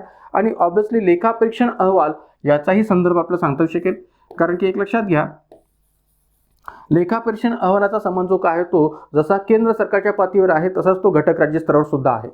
कारण की लेखापरीक्षण अहवालामध्ये कॅगचा संबंध येतो आणि कॅग हा सार्वजनिक उपक्रमांच्या पातळीवरचा अभ्यास करत असताना किंवा सार्वजनिक उपक्रमांच्या पातळीवरचा अहवाल देत असताना तो केंद्र सरकारशी संबंधित असणाऱ्या सार्वजनिक उपक्रमांच्या बाबतीचा सुद्धा देत असतो आणि घटक राज्याशी संबंधित असणाऱ्या सार्वजनिक उद्योगांच्या बाबतीचा देत असतो. त्यामुळे दोन्हीही त्याचा संबंध आपल्याला जोडता येतो. तर त्या अर्थाने लेखापरीक्षण अहवालाचाही सार्वजनिक उपक्रम समितीच्याद्वारे विचार होत असतो. तर त्यामुळे इथं आपला सर्व अर्थाने विचार करता येईल की सार्वजनिक उपक्रम समितीद्वारे वापरले जाणारे माहितीचे स्रोत हे कोणते आहेत, तर हे सर्वच आहेत. आणि म्हणून उत्तर आपल्याला सांगता येईल पर्याय क्रमांक 4 A, B, C आणि D. एक लक्षात घ्या की भारतामध्ये अनेक प्रकारचे सार्वजनिक उद्योग आहेत, सार्वजनिक उपक्रम आहेत की जे या 6 प्रकारामध्ये मोडतात. मग हे उपक्रम घटक राज्य सरकारचे असोत अथवा केंद्र सरकारचे असोत, अशा प्रकारचे हे संबंध उपक्रम जे काय ते 6 प्रकारात मोडतात. हे 6 प्रकार कोणते? तर पहिला जो प्रकार आहे तो म्हणजे या ठिकाणी विभागीय पद्धतीमध्ये मोडणारे उपक्रम, पहिला प्रकार. दुसरा जो प्रकार आहे तो म्हणजे सार्वजनिक महामंडळामध्ये मोडणारे उपक्रम, म्हणजे सार्वजनिक महामंडळ प्रकारात मोडणारे उपक्रम. तिसरा प्रकार सार्वजनिक कंपनी प्रकारामध्ये मोडणारे उपक्रम, जसं BSNL ही सरकारी कंपनी आहे, तर सार्वजनिक कंपनी प्रकारामध्ये मोडणारे उपक्रम. त्याचबरोबर या ठिकाणी चौथा जो प्रकार आहे तो म्हणजे या ठिकाणी आपल्याला नियंत्रक मंडळ असं या अर्थाने सांगता येऊ शकेल. तर नियंत्रक मंडळ याचं एक उत्तम उदाहरण आपल्याला देता येईल, ते म्हणजे भाकरा नांगल प्रकल्प असेल किंवा इतर अनेक प्रकारचे असे प्रकल्प जे नियंत्रक मंडळामध्ये मोडतात. त्यानंतर जो काही या ठिकाणी पाचवा प्रकार आहे तो म्हणजे कोणता? तर या ठिकाणी संयुक्त उपक्रम. आणि 6वा प्रकार जो आहे तो म्हणजे सहकारी उपक्रम. म्हणजे विभागीय पद्धतीमध्ये मोडणारे उपक्रम, सार्वजनिक महामंडळात पण मोडणारे उपक्रम, सार्वजनिक कंपनी प्रकारात मोडणारे उपक्रम, नियंत्रक मंडळ प्रकारात मोडणारे उपक्रम, संयुक्त उपक्रम किंवा सहकारी उपक्रम. तर संयुक्त उपक्रमामध्ये खाजगी आणि सरकारी असा जो काही एक प्रकारे संबंध आहे तो स्पष्ट करता येतो, ज्याला आपण PPP पब्लिक प्रायव्हेट पार्टनरशिपच्या बेसिसवर, किंवा कधी कधी संयुक्त उपक्रमामध्ये घटक राज्य आणि केंद्र सरकार यांचाही संयुक्त सहभाग असतो. आणि त्याचबरोबर या ठिकाणी 6वा जो प्रकार आहे तो सहकारी उद्योगाच्या स्तरावरचा सांगता येऊ शकेल, सहकारी उपक्रमांच्या रचने. तर असे हे 6 प्रकारामध्ये मोडणारे भारतातले संबंध सार्वजनिक उद्योग किंवा सार्वजनिक उपक्रम आपल्याला स्पष्ट करता येतात. तर अशा या संबंध 6 प्रकारामध्ये मोडणाऱ्या सार्वजनिक उद्योग किंवा उपक्रमांच्या बाबतचा अहवाल तपासणे, त्यांच्या अंदाजपत्रकांची या ठिकाणी तपासणी करणे, अशा वेगवेगळ्या अर्थाने सार्वजनिक उपक्रम समिती ही आपली जबाबदारी किंवा आपलं कार्य पार पाडत असते. आणि या भारतातल्या संबंध सार्वजनिक उद्योगांच्या बाबत पाहणी करत असते की त्यांच्याकडून योग्य पद्धतीने भूमिका पार पाडली जात आहे की नाही आहे, त्यांच्याकडून योग्य पद्धतीने कामकाज केलं जात आहे की नाही आहे, हे पाहण्याचं काम या सार्वजनिक उपक्रम समितीच्याद्वारे केलं जातं. कशा पद्धतीने पुढे आणखी विस्ताराने पाहूया. उत्तर आपल्याला सांगता येईल पर्याय क्रमांक 4. माझा पास भारतीय सार्वजनिक उपक्रम व्यवस्थितपणे चालतात की नाही किंवा ते व्यवस्थित पद्धतीने चालू आहेत किंवा नाही हे पाहणे व त्यावर नियंत्रण ठेवण्याच्या दृष्टीने संस्थेची सार्वजनिक उपक्रम समिती ही काम करते. कोणती कार्य या समितीला पार पाडावी लागतात? तर सार्वजनिक उपक्रमांच्या अहवाल व लेख्यांची तपासणी करणे, जो काही त्यांचा वार्षिक अहवाल असेल आणि जे काही त्यांचे वार्षिक लेखे असतील तर त्यांची तपासणी करणे, सार्वजनिक उपक्रमावरील कॅगच्या अहवालाची तपासणी करणे, कारण की कॅगच्या माध्यमातून सुद्धा जो काही वार्षिक स्तरावर या सार्वजनिक उपक्रमांच्या रचने असणारा अहवाल प्रकाशित केला जातो तर त्याचीही तपासणी करणे, लोकोपक्रमांचा व्यवहार हा दूरदर्शीपणे आणि मान्य अशा वाणिज्यिक प्रथानुसार व व्यावसायिक तत्वानुसार पाहण्यात येत आहे किंवा नाही याची सुद्धा तपासणी करणे. का? कारण की आज आपल्याला माहीत असेल की मोठ्या प्रमाणात स्पर्धा वाढलेली आहे या खाजगीकरणाच्या स्तरावरची. मग या खाजगीकरणाच्या अंतर्गत स्पर्धेला महत्त्व आलेलं असल्यामुळे खाजगी उद्योगांच्या बरोबरीने सार्वजनिक उद्योग सुद्धा वाटचाल करत आहेत का हे पाहणं गरजेचं असतं. आणि म्हणून जो काही तो उल्लेख केलेला आहे की या संबंध सार्वजनिक उद्योगांचा व्यवहार किंवा कामकाज हे दूरदर्शीपणे चालणं अपेक्षित आहे, मान्य अशा वाणिज्यिक प्रथानुसार चालणं अपेक्षित आहे, व्यावसायिक तत्वानुसार चालणं अपेक्षित आहे. उदाहरण घ्यायचं तर आपल्याला सांगता येईल की या ठिकाणी महाराष्ट्रामध्ये असणारा ST महामंडळ की जे मागे संबंध कर्मचारी ST महामंडळाचे बराच काळ संपावर होते आणि त्यामुळे ST महामंडळाला खूप मोठ्या प्रमाणात तोट्याला सहन करावं लागलं, किंबहुना आजही तो तोटा पूर्णपणे भरून काढला गेलेला आहे अशातला भाग नाही आहे. तर असे जे काही ST महामंडळ असेल, महावितरण कंपनी असेल, अशा अनेक सार्वजनिक उद्योग की जे कोणत्या ना कोणत्या स्वरूपात सदैव तोट्यामध्ये असतात. मग अशा वेळेस त्यांचा व्यावसायिक तत्वानुसार जर विकास करायचा असेल तर त्यांचा वेळोवेळी या ठिकाणी असा अहवाल तपासणं अपेक्षित असतं. तर एक प्रकारे या ठिकाणी या संबंध बाबतीची तपासणी करण्याचं काम सुद्धा सार्वजनिक उपक्रम समितीद्वारे केलं जातं. सभागृहाने व सभागृहाच्या अध्यक्षाने खास विनिर्दिष्ट केलेल्या विषयांची तपासणी करणे, म्हणजे सभागृह किंवा सभागृहाच्या अध्यक्षांनी सार्वजनिक उपक्रमांच्या रचने जर काही खास विषयांची तपासणी करण्याचं स्पष्ट केलेलं असेल तर त्याही दृष्टीतून या ठिकाणी ही समिती आपली जबाबदारी पार पाडते. सार्वजनिक उपक्रमांच्या प्रगतीचे मूल्यांकन करणे, म्हणजे जी काय सार्वजनिक उपक्रमांची प्रगती आपल्याला पाहायला मिळते, मग ती या ठिकाणी आपल्याकडे हिंदुस्थान पेट्रोलियम अशा प्रकारचा या ठिकाणी एक पेट्रोलियम क्षेत्रातला असणारा उद्योग आहे, भारत पेट्रोलियम आहे, ONGC आहे, किंवा इतरही अनेक प्रकारचे उद्योग आपल्याकडे पाहायला मिळतात की जे सार्वजनिक क्षेत्रातले मोठे उद्योग म्हणून समजले जातात. तर त्यांची वार्षिक पातळीवरची असणारी प्रगती ही योग्य पद्धतीने चालू आहे का याचंही मूल्यांकन होणं अपेक्षित असतं. आपल्याला माहीत असेल की कधी काळी सरकारचा एक मोठा ब्रँड होता ज्याचं नाव होतं HMT, बहुतांश नवीन विद्यार्थ्यांना याचं नाव माहिती आहे की नाही मला माहीत नाही, पण HMT हा एक खूप मोठा ब्रँड होता आणि विशेष म्हणजे सरकारी क्षेत्रातला हा एक मोठा ब्रँड म्हणून ओळखला जात होता, ज्याचं पूर्ण फुलफॉर्म होता Hindustan machine tools. HMT Hindustan machine tools. तर एक प्रकारे HMT नावाचं जे घड्याळ आहे ते पहिलं या ठिकाणी बहुतांश लोक घालायचे, का तर हे सरकारी उपक्रमाच्या माध्यमातून तयार केलं गेलेलं घड्याळ होतं. नंतर या ठिकाणी HMT हे जी काही कंपनी आहे ती बंद पडली किंवा एक प्रकारे हा उद्योगसुद्धा बंद पडला, का तर HMTचे अनेक ट्रॅक्टरसुद्धा उत्पादित होत होते शेतकऱ्यांच्या स्तरावर आणि घड्याळाचं उत्पादन सुद्धा अनेक प्रकारच्या पातळीवर या कंपनीकडून होत होतं. तर अशा वेगवेगळ्या क्षेत्रातले उत्पादन तयार करणारी ही कंपनी होती, वस्तू तयार करणारी कंपनी होती. पण आज घडीला HMT हा सरकारी उद्योग जो आहे तो पूर्णतः बंद पडलेला आपल्याला दिसून येतो. तर एकंदरीत आपलं असं म्हणता शिकेल की अशा या संबंध सार्वजनिक उद्योग किंवा उपक्रमांचं मूल्यमापन होणं अपेक्षित आहे आणि ती जबाबदारी या समितीकडून पार पाडली जाते. सार्वजनिक उपक्रमांच्या प्रगतीचा अहवाल संसदेसमोर सादर करणे, की बऱ्याच वेळा आपल्याकडे सार्वजनिक उपक्रमांच्या प्रगतीचा अहवाल संसदेसमोर सादर करणं हे अपेक्षित असतं. सरकारचे अनेक प्रकारचे 5 स्टार हॉटेल्ससुद्धा असतात, जसं सेंटॉर हॉटेल कधी काळी या ठिकाणी अटल बिहारी वाजपेयीच्या सरकारच्या कालखंडामध्ये हे मुंबईचं सेंटॉर हॉटेल, की जे एक सार्वजनिक उद्योगामध्ये मोडणारं हॉटेल होतं, तर हे हॉटेल आपण सहारा कंपनीला एक प्रकारे विकलं होतं आणि त्यावेळेस या ठिकाणी खूप मोठी टीकासुद्धा अटल बिहारी वाजपेयी सरकारवर झालेली होती, का तर या ठिकाणी एकदम कमी भावाने हे सरकारी हॉटेल जे काय ते एका सहारा नावाच्या खाजगी कंपनीला विकलं गेलेलं होतं. आणि त्यावेळेस असा आरोपही केला गेला होता अटल बिहारी वाजपेयी सरकारवर की घरातले भांडे विकून या ठिकाणी कमाई काही होत नसते. म्हणजे जर का या ठिकाणी घरातले भांडून विकून तुम्ही जर घरातल्या कर्त्या माणसाकडून जर ती कमाई केलेली आहे किंवा आमची या ठिकाणी ती कमाई आहे असं दाखवत असेल तर त्याला कमाई म्हणता येत नाही अर्थशास्त्राच्या भाषेमध्ये. तर एकंदरीत या ठिकाणी सध्याही मोदी सरकारसुद्धा तेच प्रकारचं धोरण त्या अवलंबत आहे असं म्हणायला काही हरकत नाही, कारण की अनेक प्रकारचे सार्वजनिक उद्योगांना विकण्याचा जो काही धडाका जो काय आहे तो या ठिकाणी मोदी सरकारकडून सुद्धा चालू आहे. आणि म्हणून अटल बिहारी वाजपेयी सरकारच्या कालखंडात जसं म्हटलं गेलं होतं तशी जी टीका केली होती तशी आजही या ठिकाणी करायला काही हरकत नाही. तर एक प्रकारे संसदेसमोर या ठिकाणी या संबंध सार्वजनिक उपक्रमांच्या प्रगतीचा अहवाल सादर करणं हे पण या समितीचं काम आहे. त्यानंतर पुढचा प्रश्न, भारतीय संविधानाच्या परिशिष्ट 6 मध्ये डॅश या 4 घटक राज्य क्षेत्रामधील जनजाती क्षेत्रांची प्रशासनाबाबतची तरतूद आहे. अरुणाचल प्रदेश, आसाम, मिझोराम आणि मेघालय, मणिपूर, नागालँड, मेघालय आणि आसाम, आसाम, मणिपूर, मेघालय आणि त्रिपुरा, आसाम, मेघालय, त्रिपुरा आणि मिझोराम. तर ऑब्व्हियसली परिशिष्ट 6 मध्ये जनजातीय क्षेत्रांच्या प्रशासनाबाबतची तरतूद भारतीय राज्यघटनेमध्ये पाहायला मिळते आणि परिशिष्ट 5 मध्ये अनुसूचित क्षेत्रांच्या बाबतची तरतूद आपल्याला पाहायला मिळते, की ज्याच्या संबंधित पेसा कायदा 1996 महत्त्वाचा आहे. परिशिष्ट 5च्या दृष्टीने आपल्याला विचारलेला प्रश्न, परिशिष्ट 6च्या स्तरावर असणाऱ्या जनजातीय क्षेत्रामध्ये असणाऱ्या घटक राज्यांच्या दृष्टीने कोणती घटक राज्य आहेत. तर या ठिकाणी या 4 पर्यायांपैकी उत्तर आपल्याला सांगता येईल ते म्हणजे पर्याय क्रमांक 4 की आसाम, मेघालय, त्रिपुरा आणि मिझोराम ही जी काही घटक राज्य आहेत की ज्या 4 घटक राज्य क्षेत्रामधील जनजाती क्षेत्रांच्या प्रशासनाबाबतची तरतूद परिशिष्ट 6 मध्ये केलेली आपल्याला पाहायला मिळते. एवढंच नव्हे तर भारतीय राज्यघटनेच्या भाग 10 अंतर्गत कलम 244च्या पातळीवर सुद्धा या 4 घटक राज्यांमध्ये असणाऱ्या जनजाती क्षेत्रांच्या प्रशासनाबाबतची तरतूद आपल्याला पाहायला मिळते. तर त्यामुळे या ठिकाणी उत्तर आहे पर्याय क्रमांक 4 की भारतीय संविधानाच्या परिशिष्ट 6 आणि भाग 10 मधील कलम 244 नुसार या मेघालय, आसाम, त्रिपुरा आणि मिझोराम घटक राज्य क्षेत्रामधील जनजाती क्षेत्रांच्या प्रशासनाची तरतूद केलेली आहे. त्यानंतर पुढे जाण्याच्या आधी पुन्हा एक छोटासा ब्रेक घेऊया आणि इतर काही आपल्या बॅचेस विषयीची माहिती घेऊया.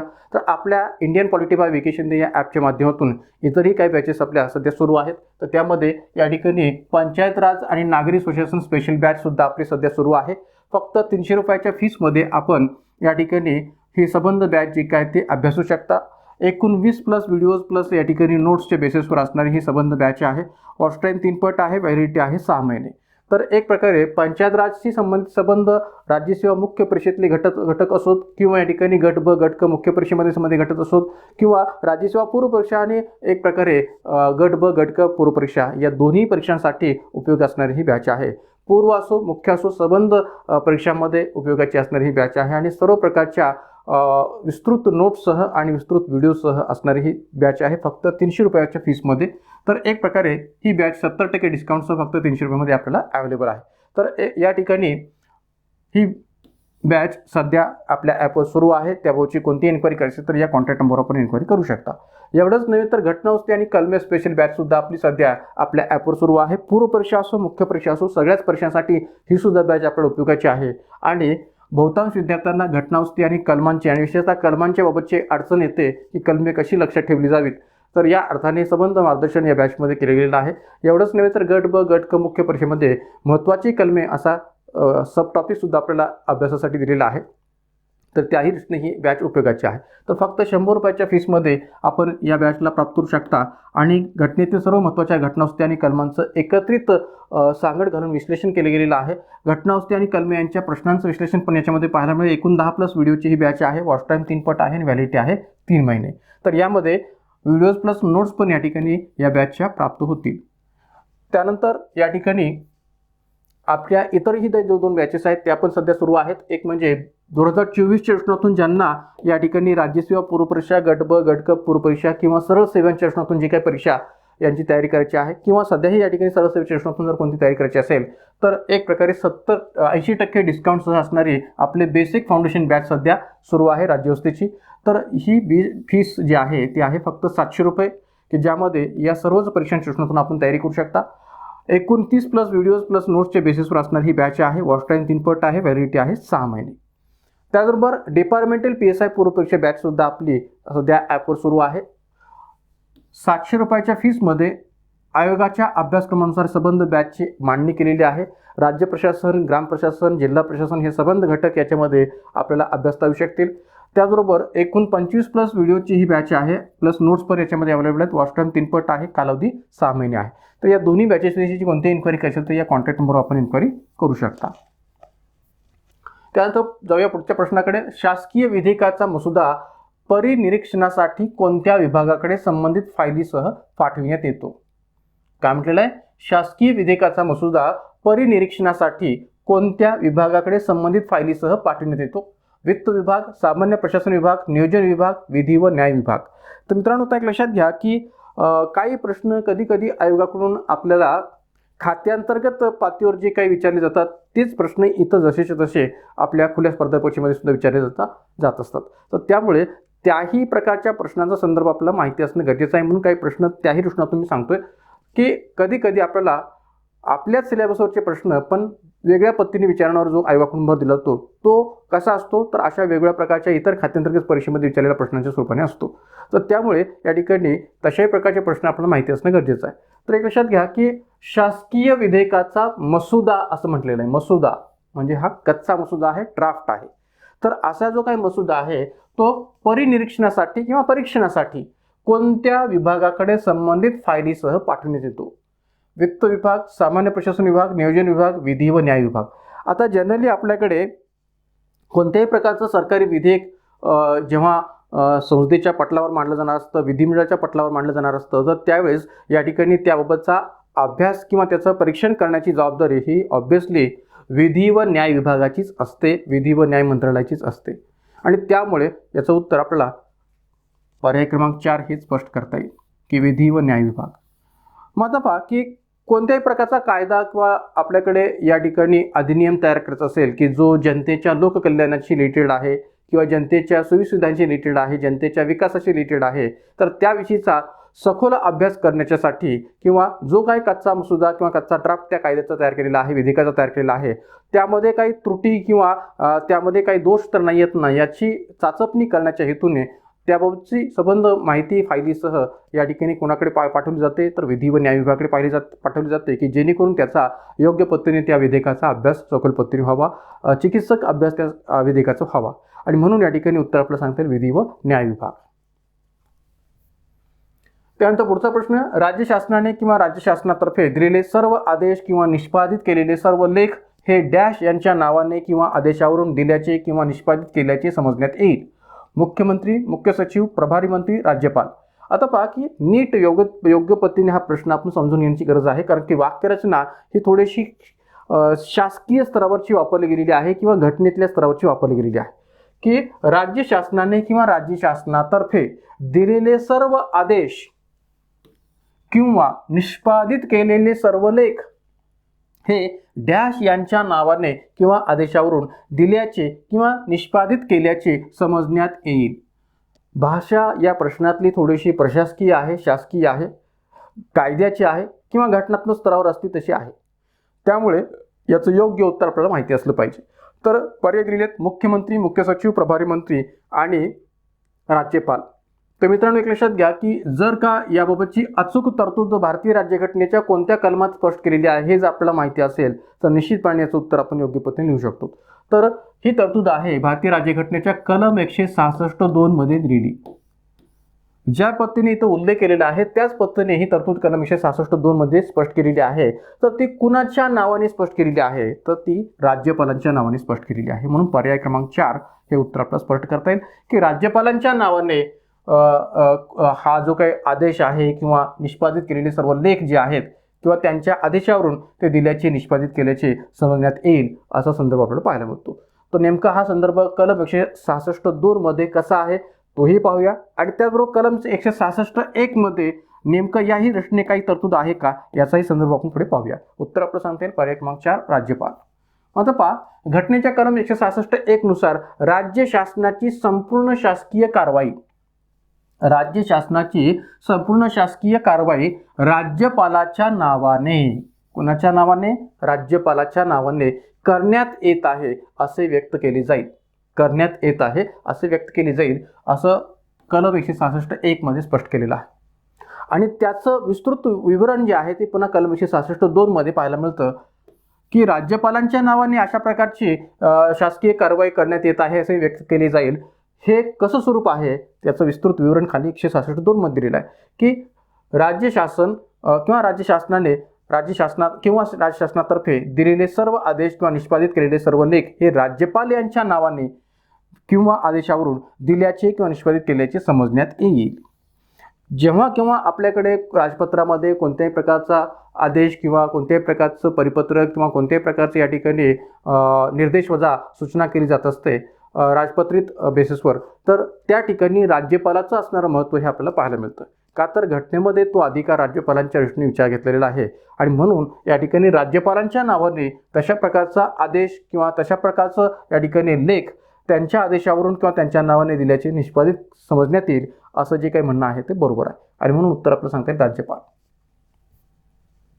राज्यपाल कोणाच्या सल्ल्याने एखाद्या मंत्र्याकडे किंवा संबंधित विभागाचे अथवा एकापेक्षा अधिक विभागाचे कामकाज वाटून देतात? काय म्हटलंय?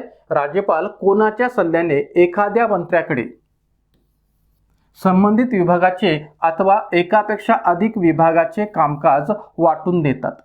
म्हणजे जेव्हा आपल्याकडे मंत्रिमंडळाची निर्मिती होते त्यानंतर कोणत्या मंत्र्याकडे कोणत्या विभागाचा कार्यभार सोपवायचा, प्रभार सोपवायचा, एकापेक्षा अधिक विभागाचा सोपवायचा का एखाद्याच विभागाचा सोपवायचा, याबाबतचा विचार राज्यपाल कोणाच्या सल्ल्याने करत असतात?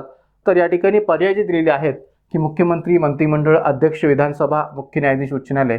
तर ऑब्व्हियसली या ठिकाणी उत्तर आपलं सांगता येईल पर्याय क्रमांक 1 मुख्यमंत्री यांच्या सल्ल्याने. का? कारण की आपल्याकडे भारतीय राज्यघटनेमध्ये कलम 164(1) अंतर्गत राज्यपाल हे मुख्यमंत्र्याची नियुक्ती करतात आणि मुख्यमंत्र्यांच्या सल्ल्याने इतर मंत्र्यांची नियुक्ती करत असतात आणि राज्यपालाची मर्जी असेपर्यंत हे मंत्री त्या पदावर कार्यरत असतात. तर एकंदरीत कलम 164(1) या तरतुदीचा विचार करता राज्यपालांना मुख्यमंत्र्यांच्या सल्ल्याने एखाद्या विभागासंबंधीचे किंवा एकापेक्षा अधिक विभागाचे कामकाज संबंधित मंत्र्याकडे वाटून देता येऊ शकतं. म्हणून उत्तर आपलं सांगता येईल मुख्यमंत्री यांच्या सल्ल्याने. मग आता पहा, राज्यपाल मुख्यमंत्र्यांच्या सल्ल्याने एखाद्या मंत्र्याकडे किंवा संबंधित विभागाचे अथवा एकापेक्षा अधिक विभागाचे कामकाज वाटून देतात. कारण घटनेच्या कलम 164(1) नुसार मुख्यमंत्र्यांची नेमणूक राज्यपालाद्वारे तसंच मुख्यमंत्र्यांच्या सल्ल्यानेच इतर मंत्र्यांची नेमणूक किंवा मंत्रिपरिषदेची नेमणूक राज्यपालच करत असतात आणि राज्यपालांची मर्जी असेपर्यंत ते आपल्या पदावर कार्यरत असतात. जनरली आत्ताच आपल्याकडे या ठिकाणी राष्ट्रवादी काँग्रेस आणि अजित पवार यांच्या नेतृत्वाखाली 9 मंत्र्यांना शपथ दिली गेलेली आहे आणि मग त्यांच्याकडे नेमका कोणत्या प्रकारच्या खात्यांचा कार्यभार द्यायचा किंवा प्रभार द्यायचा याविषयीची खलबत्ता आपल्याकडे सध्या मीडियामध्ये त्याची चर्चा चालू असलेली पाहायला मिळते. तर त्या दृष्टीतून जर विचार केला तर इथं मुख्यमंत्र्यांचा असणारा जो रोल आहे तो महत्त्वपूर्ण आहे असं म्हणता येऊ शकेल. तर एक प्रकारे इथं मुख्यमंत्र्यांच्या सल्ल्याने असं म्हणणं योग्य आहे घटनात्मक स्तरावर. त्यानंतर एकाच मंत्र्याच्या नियंत्रणाखाली विविध विभागांमध्ये एखाद्या प्रश्नावर मतभेद झाला तर त्या प्रश्नावर निर्णय घेण्याचा अधिकार कोणास आहेत? एकाच मंत्र्याच्या नियंत्रणाखालील विविध विभागांमध्ये एखाद्या प्रश्नावर मतभेद झाला तर त्या प्रश्नावर निर्णय घेण्याचा अधिकार कोणास आहेत किंवा निर्णय अधिकार कोणास आहेत? संबंधित प्रभारी मंत्री, मुख्यमंत्री, उपमुख्यमंत्री, मुख्य सचिव. आता पहा की प्रश्न जो काय आहे तो संबंध मंत्री परिषद किंवा मंत्रिमंडळाच्या अनुषंगाने नाही आहे. विचारलंय काय की एखाद्या मंत्र्याच्या नियंत्रणाखाली, म्हणजे पर्टिक्युलर एखाद्या मंत्र्याच्या नियंत्रणाच्या दृष्टीतून प्रश्न विचारला गेलेला आहे, एखाद्या खात्याच्या दृष्टीतून विचारलेला प्रश्न आहे. तर त्यामुळे इथं संबंधित प्रभारी मंत्री हे त्याच्यावरचा अधिकार जे काय वापरू शकतात असं म्हणणं योग्य राहील, न की मुख्यमंत्री, उपमुख्यमंत्री किंवा मुख्य सचिव. संबंधित प्रभारी मंत्री असं का? कारण की जर का त्या संबंधित प्रभारी मंत्र्याकडे त्या खात्याचा पूर्ण कारभार, पूर्ण प्रशासन जर सोपवलं गेलेलं असेल तर ऑब्व्हियसली त्या खात्यातल्या विभिन्न विभागामध्ये जे काही मतभेद निर्माण झालेले आहेत त्यांना सोडवण्याची जबाबदारी त्याचीच असते. आणि म्हणून संबंधित प्रभारी मंत्री ही जबाबदारी या ठिकाणी पार पाडत असतो. त्याच्याविषयीचा निर्णयाचा अधिकार हा त्यालाच असतो, कारण की त्या संबंध खात्याचा प्रभार किंवा भार त्याच्याकडे सोपवलेला आहे म्हणून. आणि म्हणून एक उदाहरण मी सुद्धा या ठिकाणी देतोय, ते कशा पद्धतीचं आहे पहा की जसं मागच्या भाग 7 मध्ये पण याचा संदर्भ मी दिलेला होता की शिक्षण खात्याअंतर्गत अनेक विभाग मोडतात. शिक्षण खात्याअंतर्गत अनेक विभाग मोडतात. तसं शिक्षण खात्यातच नव्हे तर प्रत्येक खात्याअंतर्गत अनेक विभाग येतात, अनेक संचालनालय येतात. तर मग त्या संचालनालयाच्या स्तरावर किंवा त्या विभागांच्या स्तरावर जर काही मतभेद निर्माण झाले असतील, मतभेद वेगवेगळ्या प्रश्नातून निर्माण झाले असतील तर त्याच्यावर निर्णय घेण्याचा अधिकार हा त्या खात्याच्या मंत्र्यांना असणं अपेक्षित आहे, त्या खात्याच्या प्रभारी मंत्र्याला असणं अपेक्षित आहे. आणि म्हणून या ठिकाणी तेच उदाहरण मी दिलं आहे की शिक्षण खात्याअंतर्गत उच्च शिक्षण संचालनालयाचा विभाग आहे, शिक्षण संचालनाचा विभाग आहे, तंत्र शिक्षणाचा विभाग आहे, राज्य पाठ्यपुस्तक आणि अभ्यासक्रम संशोधन मंडळाचा विभाग आहे, राज्य शैक्षणिक संशोधन किंवा प्रशिक्षणासंबंधीचा विभाग आहे, व्यावसायिक शिक्षण व प्रशिक्षणाचा विभाग आहे. तर अशी जी काही वेगवेगळी संचालनालय योजलेली असतात तर ती या ठिकाणी एकाच खात्याच्या अंतर्गत येतात, शिक्षण खात्याच्या अंतर्गत मोडतात. तर मग अशा या शिक्षण खात्याच्या बाबतची जबाबदारी ज्या प्रभारी मंत्र्याकडे सोपवली गेलेली आहे त्यालाच त्या खात्याच्या पातळीवर असणारे जे काही विभिन्न प्रश्न आहेत तर त्या प्रश्नांच्या दृष्टीने जर काही मतभेद निर्माण झाले तर त्याच्यावरचा निर्णयाचा अधिकार संबंधित प्रभारी मंत्रीलाच असतो. त्यानंतर भारत प्रजासत्ताक झाल्यानंतर भाषेच्या आधारावर राज्याची निर्मिती करण्यास्तव सर्वत्र आंदोलने झाली. सर्वप्रथम सर्वात तीव्र आंदोलने मात्र केली गेली. कुणाकडून? कन्नड बोलणाऱ्यांकडून, तेलुगू बोलणाऱ्यांकडून, मल्याळी बोलणाऱ्यांकडून की मराठी बोलणाऱ्यांकडून? काय म्हटलेलं आहे की भारत प्रजासत्ताक झाल्यानंतर भाषेच्या आधारावर, म्हणजे भाषावर प्रांत रचना हा जो काही राज्यसभा मुख्य परीक्षेमधला भाग आहे त्या अनुषंगाने हा प्रश्न निश्चितच महत्त्वपूर्ण आहे की भाषेच्या आधारावर राज्याची निर्मिती करण्यास्तव सर्वत्र आंदोलने झाली. कारण की भाषेच्या आधारावर राज्यांची निर्मिती केली जावी याबाबतची आंदोलने आपल्याकडे या ठिकाणी भारताच्या पातळीवर सर्वत्र झालेली होती. कन्नड भाषिकांकडून सुद्धा झालेली होती, तेलुगू भाषिकांकडून सुद्धा झालेली होती, महाराष्ट्रातल्या पातळीवर संयुक्त महाराष्ट्राच्या योजने सुद्धा झालेली होती. पण इथं काय म्हटलेलं आहे की सर्वप्रथम सर्वात तीव्र आंदोलने मात्र केली गेली. कोणाकडून? कन्नडा बोलणाऱ्यांकडून, तेलुगू बोलणाऱ्यांकडून, मल्याळी बोलणाऱ्यांकडून की मराठी बोलणाऱ्यांकडून. तर इथं आपल्याला जरी असं वाटत असलं की तसं आंदोलन कन्नड बोलणाऱ्यांकडून झालेलं आहे किंवा तेलुगू बोलणाऱ्यांकडून पण झालेलं आहे किंवा मल्याळी बोलणाऱ्यांकडून झालेलं आहे, मराठी बोलणाऱ्यांकडून झालेलं आहे, तरी चारही पर्यायांच्या पातळीवर आपल्याला संदर्भ वाटणं किंवा उत्तर वाटणं साहजिक आहे. पण आपल्याला काय विचारलं येतं की सर्वप्रथम अशा प्रकारचं तीव्र आंदोलन कोणाकडून झालेलं होतं? तर ते झालं होतं तेलुगू बोलणाऱ्यांकडून. आणि म्हणूनच आपल्याकडे 1953 मध्ये आंध्र प्रदेश या नवीन प्रांताची निर्मिती किंवा घटक राज्याची निर्मिती करण्याची गरज भासली तेलुगू भाषिकांच्या आधारावर. म्हणून तेलुगू बोलणाऱ्यांकडून असं तीव्र आंदोलन सर्वप्रथम झालेलं होतं हे म्हणणं योग्य आहे. आपल्याला माहीत असेल की या ठिकाणी तेलुगू भाषिकांचा हा जो काही आंध्र प्रदेश आहे की जो 3 प्रांतामध्ये विभागला गेलेला होता. तेलंगणा की जो या ठिकाणी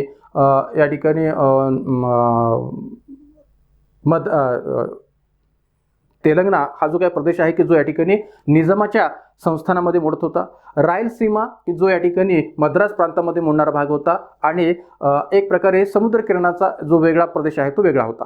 तर किनाऱ्याचा वेगळा प्रदेश, मद्रास प्रांतामध्ये मोडणारा रायलसीमा हा जो काही भाग आहे तो असेल, किंवा या ठिकाणी तेलंगणा की जो निजामाच्या संस्थानामध्ये मोडणारा भाग असेल. तर अशा 3 वेगळे प्रांत किंवा 3 वेगळे भाग की ज्यामध्ये तेलुगू भाषिक होते. तर त्या तिन्ही प्रांतांचं एकत्रीकरण करून तेलुगू भाषिकांचा आंध्र प्रदेश निर्माण केला जावा अशी तेलुगू भाषिकांची मागणी होती. आणि या मागणीला अधिक तीव्र रूपाने मांडण्याचा प्रयत्न जो आहे तो या ठिकाणी पोट्टी श्रीरामुलू या व्यक्तीच्या माध्यमातून झालेला होता, या गांधीवादी नेत्याच्या माध्यमातून झालेला होता. आणि ऑब्व्हियसली या आंदोलनामध्ये पोट्टी श्रीरामुलू यांचं निधन झालं, त्यांचा मृत्यू झाला उपोषणामुळे. ते उपोषणाला बसले होते या कारणामुळे, आणि त्यामुळे त्याचं पुन्हा पर्यावसन असं झालं की एक प्रकारे मोठं आंदोलन झालं, तीव्र आंदोलन झालं, आणि हे देशातलं पहिलं आणि प्रथम आंदोलन होतं भाषिक आधारावरच्या रचनेतून मागणी करण्याच्या रचने राज्याची. तर या आधारावर या ठिकाणी तेलुगू बोलणाऱ्यांकडून असं प्रथम आंदोलन झालेलं होतं राज्याच्या निर्मितीच्या रचने, हे म्हणणं योग्य आहे. आणि म्हणून पर्याय क्रमांक 2 हे उत्तर आपलं स्पष्ट करत आहे. मग आता आंध्र प्रदेश हे राज्य 3 प्रांतात विभागले गेलेले होते.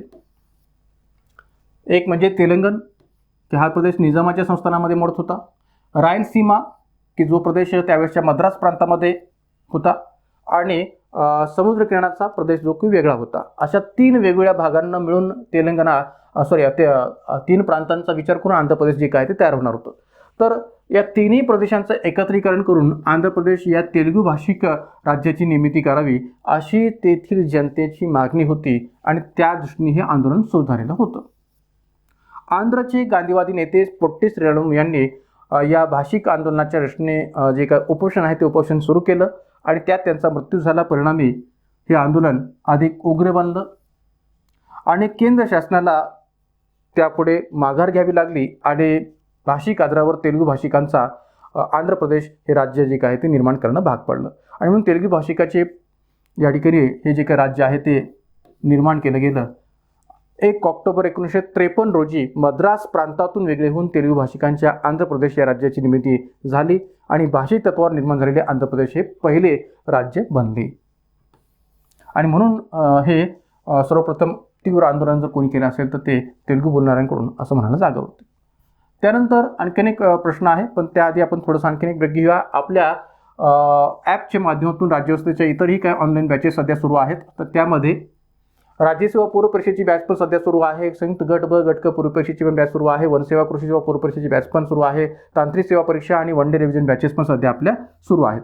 तर एक प्रकारे या ठिकाणी गट ब गट क पूर्व परीक्षा आणि राज्यसेवा पूर्व परीक्षा याही रचने असणाऱ्या केवळ 250 रुपयाच्या फीसच्या स्वरूपात असणाऱ्या वन डे रिव्हिजन बॅचेस सुद्धा आपल्या सुरू आहेत. तर याही बाबतची कोणती इन्क्वायरी करायची असेल तर या कॉन्टॅक्ट नंबरवर आपण इन्क्वायरी करू शकता. जाऊया पुढच्या प्रश्नाकडे. सन 1956 मध्ये भाषेच्या निकषावर भारतातील राज्ये पुनर्गठित केली गेली. आपण दक्षिणेवर हिंदी लादली नाही व क्षेत्रीय भाषांना विकसित होण्यास मुभा दिली, परंतु पाकिस्तानने पूर्ण पाकिस्तानवर उर्दू लादली, श्रीलंकेने उत्तर श्रीलंकेवर सिन्हाला लादली. जवाहरलाल नेहरू, सरदार पटेल यांना अशी भीती व्यक्त होती की भाषावर राज्यांची पुनर्रचना भारताच्या ऐक्याला धोका आहे. वरील 3 पैकी कोणते विधान अयोग्य आहे? फक्त ए, फक्त बी, फक्त सी, कोणतेही नाही. मग आता पहा की या ठिकाणी जी काय सिच्युएशन दिलेली आहे ती आपण पहिल्यांदा लक्षात घेण्याची गरज आहे की 1956 मध्ये भाषेच्या निकषावर भारतातील राज्ये पुनर्गठित केली गेली. राज्य पुनर्रचना आयोग आणि 7वी घटनादुरुस्ती या दृष्टीने जर विचार केला तर आपल्याकडे या ठिकाणी राज्य पुनर्रचना कायद्याच्या दृष्टिकोनातून राज्य पुनर्गठित केली गेली हे मान्य करायला काही हरकत नाही. पण आपण दक्षिणेवर हिंदी लादली नाही, ह्या सर्व प्रोसेसमध्ये दक्षिणेवर आपण हिंदी लादली का? नाही. दक्षिण भारतावर हिंदी ही जबरदस्तीने लादलेली नाही, आजही ती लादलेली नाही. आणि आजही दक्षिण भारतातले अनेक घटक राज्य स्वतःच्या मातृभाषेला अधिक अभिमानाने या ठिकाणी पुढे करतात. हिंदीला पर्याय म्हणून त्यांनी इंग्रजीचा स्वीकार केलेला आहे, पण दक्षिणेत त्यांनी हिंदी स्वीकारलेली नाही आहे. आणि म्हणून दक्षिणेत हिंदी लादली नाही, क्षेत्रीय भाषांना विकसित होण्यास मुभा दिली. ज्या ज्या काही मातृभाषा आहेत त्या त्या घटक राज्यांच्या पातळीवरच्या किंवा क्षेत्रीय भाषा आहेत त्यांना विकसित होण्यास आपण मुभा दिली. परंतु इतर देशांच्या तुलनेत आपण जर विचार केला तर या ठिकाणी हे स्वरूप स्वीकारलेलं आहे. परंतु इतर देशामध्ये जसं पाकिस्तानमध्ये जर पाहिलं तर पाकिस्तानने पूर्व पाकिस्तानवर उर्दू लादली. हे बरोबर आहे का? तर बरोबर आहे की पाकिस्तानने पूर्व पाकिस्तानवर म्हणजे कुठं तर एक प्रकारे तत्कालीन बांगलादेशवर, आजचा बांगलादेश आणि तत्कालीन पूर्व पाकिस्तान, तत्कालीन पूर्व पाकिस्तान आणि आजचा बांगलादेश, तर या बांगलादेशवर या ठिकाणी पाकिस्तानने उर्दू लादली की जी पाकिस्तानची मूळ भाषा आहे किंवा एक प्रकारे त्यांची राष्ट्रीय भाषा आहे असं म्हटलं तरी चालेल. तर ही जी काही उर्दू आहे ती तिथे लादली. आता पूर्व पाकिस्तानमध्ये किंवा आजच्या बांगलादेशमध्ये कोणत्या भाषेचं अधिक प्रभुत्व आहे? तर बंगाली भाषेचं प्रभुत्व आहे. कारण की जसं पश्चिम बंगालमध्ये एक प्रकारे बंगाली भाषेचं प्रभुत्व आहे, बंगाली ही मूळ भाषा आहे, मातृभाषा आहे, तसं पूर्व बंगालमध्ये पण या ठिकाणी बंगाली भाषेचं प्रभुत्व आहे, भलेही तो आज बांगलादेश म्हणून ओळखला जात असला तरी.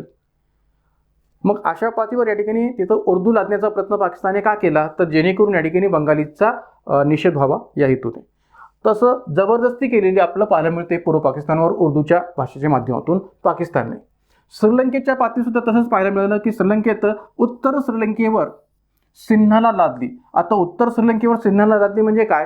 तर उत्तर श्रीलंका की जिथं या ठिकाणी जाफना या राजधानी क्षेत्राचा म्हणजे उत्तर श्रीलंकेची राजधानी म्हणजे जाफना या घटकाला ओळखलं जातं किंवा जाफना या ठिकाणाला ओळखलं जातं. तर जाफना येथे तमिळ हिंदूंचं प्रमाण अधिक आहे, तमिळ हिंदू, आणि ऑब्व्हियसली या ठिकाणी या उत्तर श्रीलंकेमध्ये तमिळ हिंदूंची लोकसंख्या असल्यामुळे तिथं तमिळ भाषेचं प्रभुत्व आहे. पण तिथंही या ठिकाणी श्रीलंकेने सिन्हाला भाषा लादण्यावर भर दिला होता आणि म्हणून एक प्रकारे या ठिकाणी श्रीलंकेत सुद्धा तसं घडलेलं. म्हणजे श्रीलंका असो किंवा पाकिस्तान असो या दोन्ही देशांनी भारताप्रमाणे क्षेत्रीय भाषांना मुभा दिली का? नाही. क्षेत्रीय भाषांना जशी आपण मुभा दिलेली आहे भारतामध्ये तशी पाकिस्तानने पण दिली नाही आणि श्रीलंके पण दिली नाही. आणि म्हणून हे दोन्ही विधाने कशी आहेत? तर बरोबर आहेत. सी विधानाचा विचार जर केला तर जवाहरलाल नेहरू व सरदार पटेल यांना अशी भीती होती की भाषा व राज्यांची पुनर्रचना भारताच्या ऐक्याला धोका आहे. तर हेही विधान बरोबर आहे. का? कारण की धार्मिक आधारावर पाकिस्तान हा आपण अगोदरच निर्माण केलेला होता. धार्मिक आधारावर, धार्मिक संघर्षातूनच पाकिस्तानची निर्मिती झालेली आपल्याला दिसून येते. तर मग पुन्हा या ठिकाणी भाषेच्या आधारावर भाषावर पुनर्रचना करण्याच्या दृष्टीने भारताच्या ऐक्याला धोका निर्माण होऊ शकतो आणि भाषेच्या आधारावर संबंध जे काही प्रांत आहेत ते वेगवेगळी भूमिका जर घेऊ लागले आणि तर मग या ठिकाणी भारताच्या संघाला धोका निर्माण होऊ शकतो आणि भारतातून बाहेर पडण्याची या संबंध प्रांतांची मागणी पुन्हा वर काढू शकते, पुन्हा डोकं वर काढू शकते. अशी जी भीती आहे ती या ठिकाणी नेहरू आणि पटेल यांना होती आणि म्हणून त्या भीतीपोटीच त्यांनी भाषावर पुनर्रचनेला सुरुवातीला विरोध केला होता. आपल्याला माहीत असेल की JVP कमिटी जेव्हा स्थापन झाली होती त्या JVP कमिटीने सुद्धा पूर्णपणाने भाषावर पुनर्रचनेच्या मुद्द्याला पाठिंबा दिलेला नव्हता किंवा दर कमिशनने सुद्धा या मुद्द्याला पूर्णपणाने पाठिंबा दिलेला नव्हता. तर या भीतीपोटीच तो दिलेला नव्हता हे इथं स्पष्ट करता येऊ शकेल. आणि म्हणून तिसरंही विधान कसं आहे? तर बरोबर आहे. आपल्याला काय विचारलं की वरील तीनपैकी कोणते विधान अयोग्य आहे किंवा चुकीचे आहे? तर कोणतेही नाही. म्हणून पर्याय क्रमांक 4 हे उत्तर आपलं सांगता येईल, कोणतेही नाही. तर या ठिकाणी एक प्रकारे या प्रश्नाच्या अनुषंगाने उत्तर आहे पर्याय क्रमांक 4. मित्रांनो, या ठिकाणी या भाग 8 मध्ये इथं आपण थांबूयात.